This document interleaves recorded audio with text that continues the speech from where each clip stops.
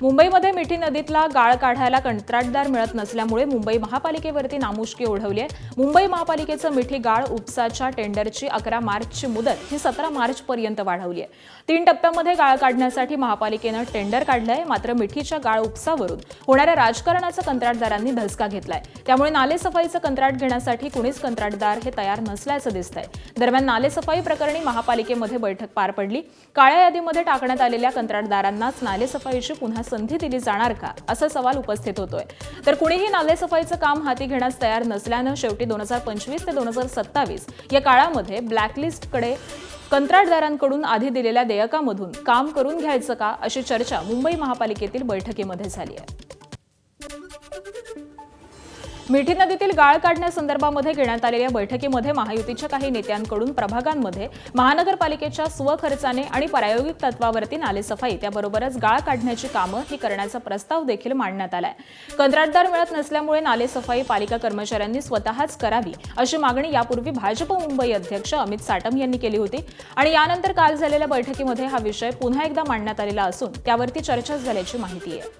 त्यामुळे आगामी काळामध्ये कंत्राटदारांवरती अवलंबून राहण्यापेक्षा महापालिका स्वतःच गाळ साफ करण्यास सुरुवात करण्याची शक्यता आहे। मिठी नदीच्या गाळ उपशावरून मुंबईच्या माजी महापौर किशोरी पेडणेकरांनी मुंबई महापालिका प्रशासनावरती निशाणा साधलाय। तर ज्या कंत्राटदाराला काम देणार त्याच्या कामाचं ऑडिट होणार असल्याचं महापौर रितू तावडे यांनी स्पष्ट केलं। तर आधी राज्य सरकारकडे जो पैसा पडलाय महापालिकेचा, जो मोठ्या प्रमाणात करोडोची ज्या आहे त्या सगळ्या पहिल्या आधी वळत्या करा। ज्याप्रमाणे आम्हालाही माहिती मिळाली, माहिती मिळाली आहे म्हणजे मी आरोप नाही करत आहे की लाडक्या बहिणीचा पहिला हप्ता महानगरपालिकेने दिले, काय म्हणून द्यायला लावलात, का घेतलात? आम्ही जे बोलतोय त्याच पद्धतीने आम्ही वागणार आहोत आणि करणार सुद्धा आहोत। विषय हा होता की निविदा प्रक्रिया भरण्यासाठी आपण कॉल केले होते, त्यावेळी काही कॉन्ट्रॅक्टरने त्यामध्ये सहभाग न दाखवल्याचा एक विषय त्या ठिकाणी आला होता, म्हणून आपल्याला काही अटी शर्ती शिथिल कराव्या लागल्या।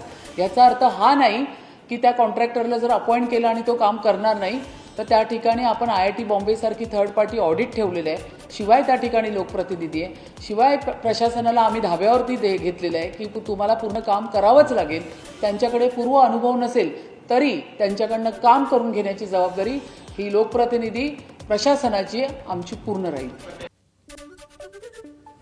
मुख्यमंत्री देवेंद्र फडणवीस यांच्या अध्यक्षतेखाली सिंहस्थ कुंभमेळा शिखर समितीची बैठक संपन्न झाली। या बैठकीमध्ये मुख्यमंत्र्यांनी कुंभमेळ्याच्या तयारीचा सविस्तर आढावा घेतला। पायाभूत सुविधांची कामं तातडीनं पूर्ण करण्याचे, पाणी स्वच्छ राहण्यासाठी योग्य खबरदारी घेण्याचे, त्याबरोबरच CCTV कॅमेऱ्यांसंदर्भामध्ये लवकरात लवकर उपाययोजना करण्याच्या सूचना मुख्यमंत्र्यांनी दिल्या। प्रशासनाकडून कुंभमेळ्याच्या आयोजनामध्ये कुठलीही कमतरता राहू नये यासाठी अधिकाऱ्यांना देखील निर्देश देण्यात आलेले आहेत।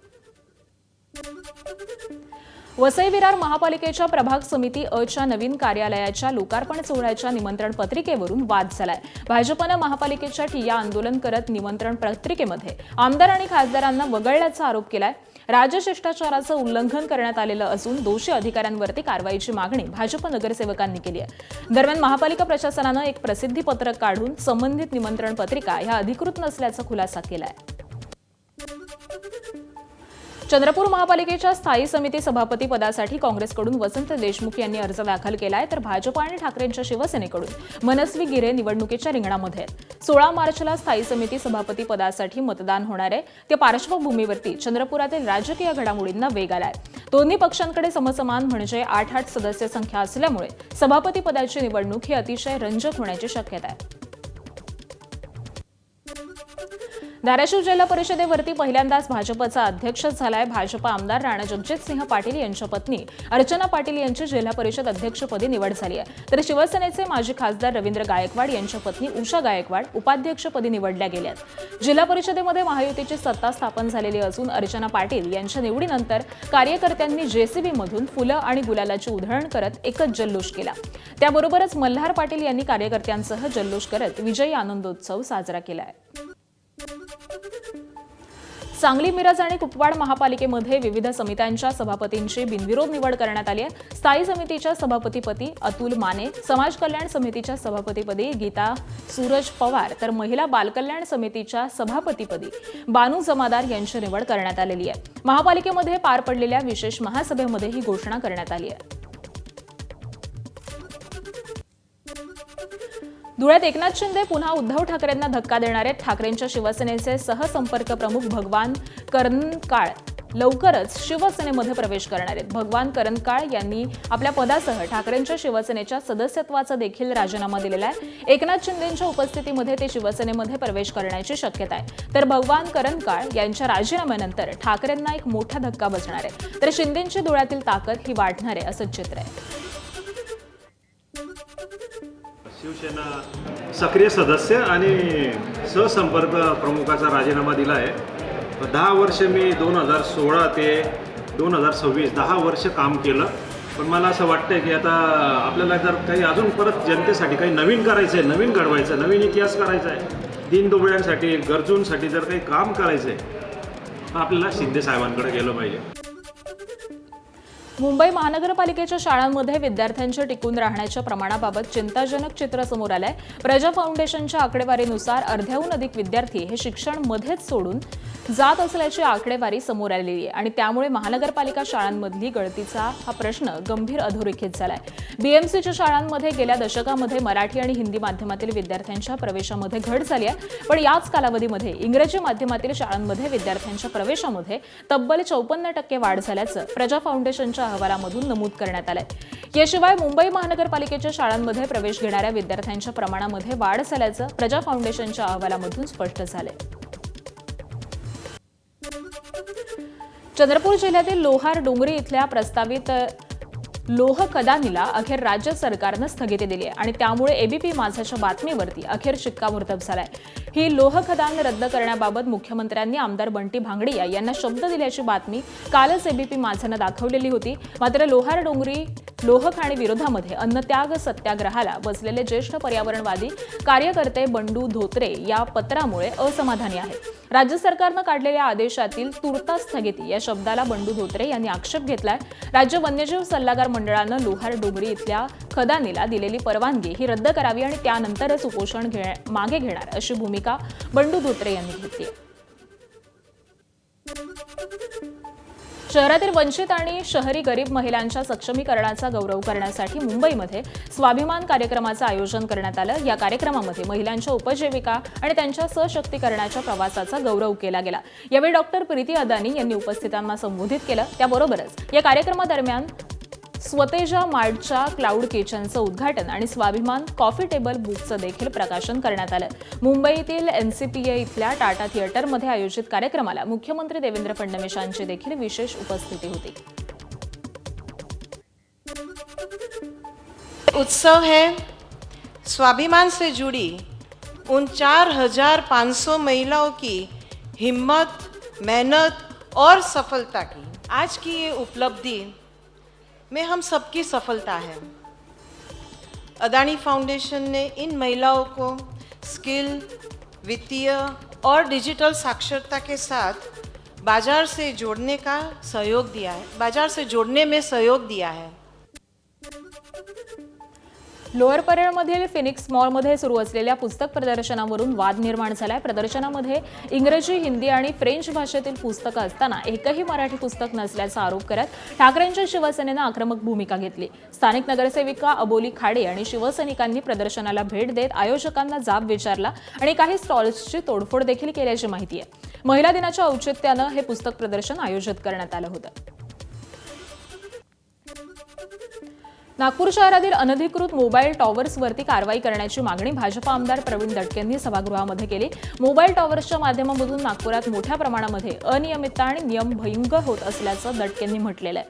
नागपूर महापालिका आणि एनआयटीच्या क्षेत्रामध्ये हजारो टॉवर्स हे आवश्यक त्या परवानग्या न घेता उभारण्यात आल्याची माहिती दटकेंनी दिली आणि त्यानंतर मोबाईल टॉवर्सबद्दल येत्या 90 दिवसांमध्ये धोरण जाहीर करणार असल्याचं मंत्री उदय सामंतांनी आश्वासन दिलंय. दरम्यान 2014 मध्ये नागपूर शहरामध्ये फक्त 175 मोबाईल टॉवर्स होते. आता ही संख्या 1000हून अधिक झाली आहे. यापैकी फक्त 10% टॉवर्स हे अधिकृत आहेत, तर उर्वरित 90% टॉवर्स हे विना परवाना उभे करण्यात आल्याचं समोर आलंय. नागपुरात जवळपास 2014 मध्ये 100 टावर होते. आज 2000 टावरच्या आसपास टावर झाले आणि त्यातले 1900 टावर हे इल्लीगल आहे.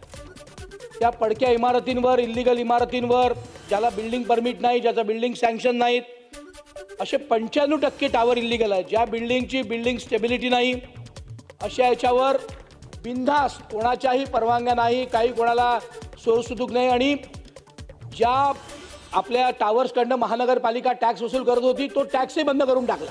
20-20 वर्ष कर भरला नाही, इल्लीगल उभे केले. यांच्यावर आपण 100 पटीने दंड वसूल करणार आहोत का? आपण ज्या अधिकाऱ्यांनी या सगळ्या टावरकडे दुर्लक्ष केलं जेव्हा हे लागले, अशा अधिकाऱ्यांवर, त्या महानगरपालिकेच्या प्रमुखांवर आपण कारवाई करणार आहोत का?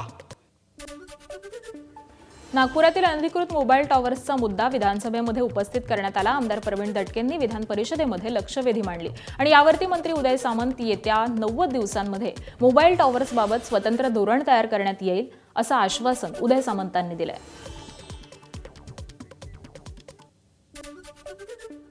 केंद्र सरकारचा जो कायदा आहे किंवा केंद्र सरकारचं जे परिपत्रक आहे ते देखील प्रवीणजींनी जरी वाचलं असलं तर त्याच्यामध्ये स्पष्ट काही गोष्टींचा उल्लेख केलेला आहे. त्याच्यामुळे मी सांगितलं की अनधिकृत किंवा स्ट्रक्चरल ऑडिट इमारतींचं जे झालेलं नाही किंवा इमारतींचं स्ट्रक्चरल ऑडिट होऊन त्या इमारती धोकादायक आहेत असं सांगितल्यानंतर देखील त्याच्यावर टॉवर उभे आहेत. याचा आपल्याला सर्वे करावा लागेल. या लक्षवेधीच्या निमित्तानं निदान महाराष्ट्र सरकार प्रत्येक शहरामध्ये, नगरपालिकांमध्ये हे टॉवर असे किती आहेत याचं सर्वेक्षण पुढच्या 90 दिवसामध्ये करेल, हे देखील निर्देश दिले जातील. परंतु याच्यासाठी IT प्रधान सचिवांनी पत्र का काढलं हा जो कळीचा मुद्दा आहे, त्याच्यासाठी देखील सेंट्रल गव्हर्नमेंटकडनं मार्गदर्शन पुन्हा एकदा मागवलं जाईल आणि सेंट्रल गव्हर्नमेंटच्या मार्गदर्शनाखाली जर हे पत्र काढलेलं नसेल तर त्याच्यामध्ये सुधारणा करण्यात येईल आणि त्याच्या पुढची स्टेप की जी शासनाची टॉवर पॉलिसी नाही ती आपल्याला कशा पद्धतीनं सकारात्मक करता येईल यासाठी शासन पाऊल उचलेल. मुंबईतील MMR क्षेत्रातील वाहतूक आणि पार्किंग समस्येवरती आमदार ॲडव्होकेट निरंजन डावखरे यांनी विधान परिषदेमध्ये ठोस मांडणी केली आहे. त्यानंतर सरकारकडून स्वतंत्र पार्किंग पॉलिसीचा निर्णय घेण्यात आला आहे. कोविडनंतर खासगी वाहनांची संख्याही मोठ्या प्रमाणात वाढली आणि त्यामुळे पार्किंगची समस्या गंभीर झाल्याचं निरंजन डावखरेंनी अधोरेखित केलंय. त्यानंतर मंत्री उदय सामंत यांनी पार्किंगच्या समस्येवरती कायमस्वरूपी तोडगा काढण्यासाठी स्वतंत्र पार्किंग पॉलिसीचा निर्णय जाहीर केलाय आणि त्यासाठी विशेष समितीची स्थापना करण्यात आली आहे. 90 दिवसांमध्ये समिती अहवाल देणार आहे.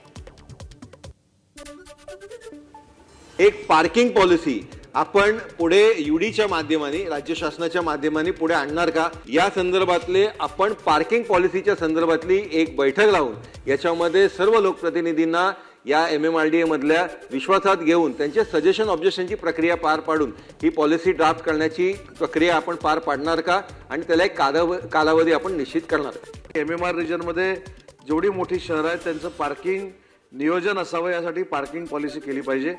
तर नगरविकास खात्याचे अतिरिक्त मुख्य सचिव यांच्या अध्यक्षतेखाली एक समिती स्थापन केली जाईल. विधानसभेतले MMR रिजनशी संबंधित विधानसभेचे सदस्य, विधान परिषदेचे सदस्य आणि त्याच्यात पहिला क्रमांक निरंजन डावखरेंचा असेल अशी समिती स्थापन करून त्यांच्या समितीनं 90 दिवसात हा अहवाल शासनाकडे आणावा. सातारा जिल्ह्यातील खेड ग्रामपंचायतीतील आर्थिक गैरव्यवहाराचा मुद्दा आता थेट विधान परिषदेमध्ये गाजलाय. ग्रामनिधीतील विकास कामांमध्ये लाखो रुपयांची अनियमितता झाल्याचा ठपका ठेवत संबंधित सरपंचांवरती निलंबनाच्या कारवाईची मागणीही करण्यात आली आहे. यावरती उत्तर देताना मंत्री जयकुमार गोरे यांनी विभागीय आयुक्तांकडे सुनावणी सुरू असल्याचं सांगितलेलं आहे. त्याबरोबरच 30 दिवसांच्या आत निर्णय देण्याच्या सूचनाही दिल्या जातील आणि दोषी सरपंच यांच्यावरती अपात्रतेची कारवाई केली जाईल असं देखील त्यांनी स्पष्ट केलं. धनगर समाजाचा आरक्षणाचा प्रश्न सोडवणार असल्याची ग्वाही मुख्यमंत्र्यांनी दिल्याची माहिती खासदार रामराव वडकुते यांनी दिली आहे. मुंबईमध्ये धनगर आरक्षणाच्या प्रश्नावरती मुख्यमंत्र्यांसोबत बैठक पार पडली. आरक्षणावरती असलेल्या कायदेशीर बाबींवरती मार्ग काढणार असल्याचं मुख्यमंत्र्यांनी सांगितल्याचं वडकुते म्हणाले. मात्र आरक्षण न मिळाल्यास रस्त्यावरती उतरण्याशिवाय पर्याय राहणार नसल्याचं बैठकीनंतर धनगर नेत्यांनी स्पष्ट केलंय. अजित पवारांच्या विमान अपघात प्रकरणी मुंबई उच्च न्यायालयामध्ये आणखीन एक जनहित याचिका दाखल करण्यात आली आहे. अपघाताप्रकरणी गुन्हा दाखल करून सखोल चौकशी करण्याची मागणी या याचिकेमधून करण्यात आली आहे. याबाबत